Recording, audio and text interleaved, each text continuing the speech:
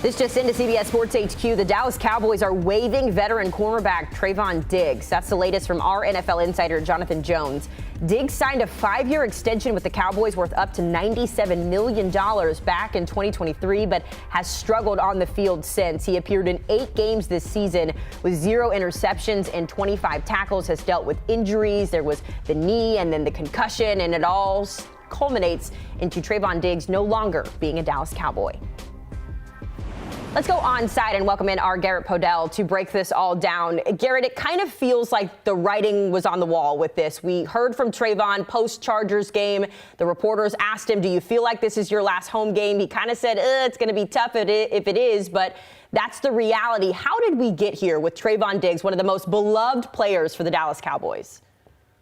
Hey, Hailey, that's a great question. And coming here from Dallas, I can kind of lay it out for you. So in the spring, Trevon Diggs had a second knee procedure. We know he tore his ACL in 2023 in practice, but in January, he had a chondral graft procedure to kind of clean out some issues with his knee. And the Cowboys wanted him to do most of his rehab at the Star in Frisco, the team facility, during OTAs, during mandatory minicamp. And Diggs opted to train away from the team in South Florida during OTAs. And per a provision in his contract, the team was able to dock his 2025 salary by $500,000.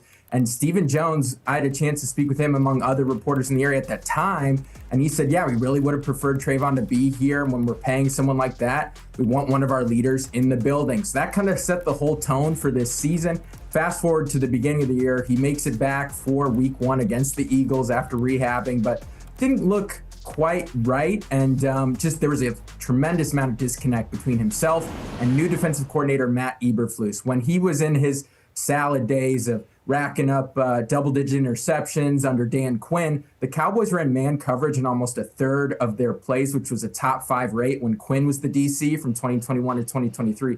Eberflus comes in, and for most of the year, they were a top 10 zone defense percentage team.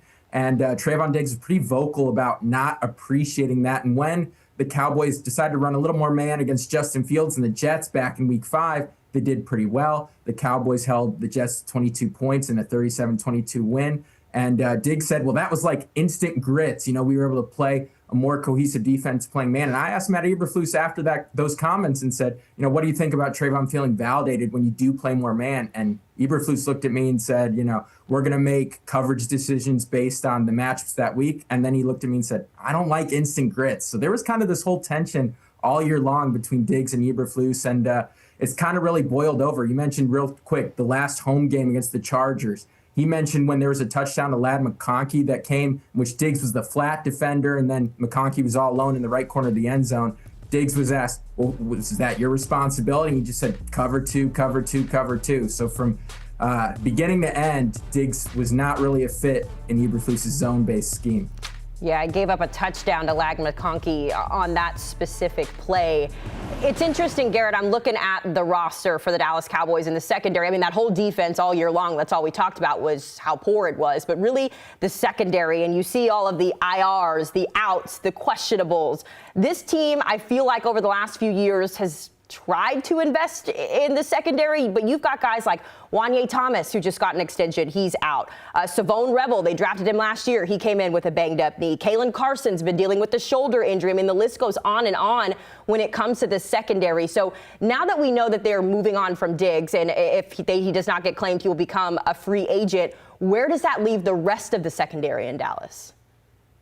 I mean, it's an interesting thing to talk about because there's a lot of moving parts. Deron Bland, he had the foot stress fracture at the end of training camp in 2024. He re-aggravated his foot and is currently on injured reserve. And upon the heels of trading Micah Parsons to the Green Bay Packers, they extended Deron Bland on a 4-year, $90+ million deal to be their new cornerback 1. His health, I mean, at this point, 2 foot injuries in consecutive years, that makes you question his availability as the guy going forward. You'd think he'd recover, but the foot seems like it's always going to be an issue. And with Revel at times, he looked good, but very much looked like a rookie. And so that's really going to be hard to judge him because he's just coming back from that torn ACL. And everyone else kind of really injury plagued. And I think also the cohesion with the safety unit. Donovan Wilson, he's more of a box defender, great against the run, was out of place a few times in coverage throughout the year. Malik Hooker in the Vikings game really struggled of late, and those are two veterans back there. So I really think this is a secondary room that you could see a massive overhaul around Bland and Revel and a lot of different pieces in 2026. I bet they wish they still had guys like Nashawn Wright, even Jordan Lewis, both of those guys having great seasons elsewhere, but they've got to work with what they've got. And so this is kind of the next big task for the Dallas Cowboys going into the offseason. What moves are they going to make? Garrett, before I let you go, I want to get back to the Trevon Diggs side of this, because you and I have both seen him perform when he is at his best. He set the record for interceptions his rookie year. So the potential is there for him to be a top-level defender. What team or teams maybe could you see him landing at to maybe reinvigorate that career that we saw from him?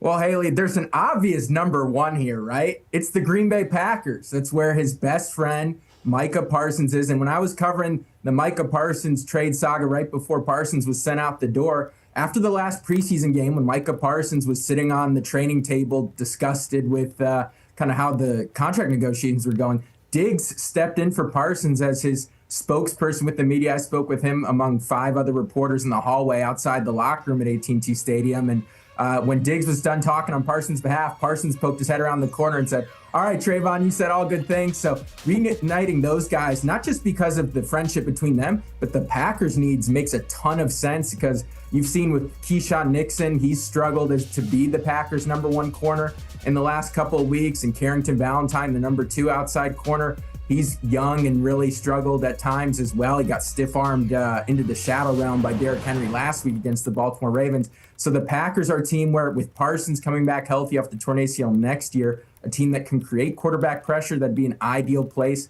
I think, for Diggs to go. Other than that, I mean, I think you'd want to send him to kind of veteran defenses where he wouldn't be asked to maybe do a ton. I mean, I think the Chargers defense would make a lot of sense. That's kind of a defensive back room by committee with Derwin James kind of leading the charge. I think Chargers, Packers, and even maybe a team like the Ravens, who their defense has kind of struggled this year, but in the past has been really strong. They've got some secondary needs as well. All right, we will keep our eyes on it. I'm looking at the picture of Trevon and Micah exchanging jerseys after that Sunday Night Football tie between the Cowboys and the Packers. Maybe that was a little foreshadowing. Garrett Podell bringing us the latest from the Dallas Cowboys. Trevon Diggs officially waived from the team. And you can see the statistics here. He's got the abilities to be that top corner that we've seen over the years. 6 seasons with the Cowboys, a 2-time Pro Bowler, a first-team All-Pro back in 2021. And as I mentioned earlier, he led the NFL with 11 interceptions back in 2021. That tied Everson Wall's 11 interceptions back in 1981.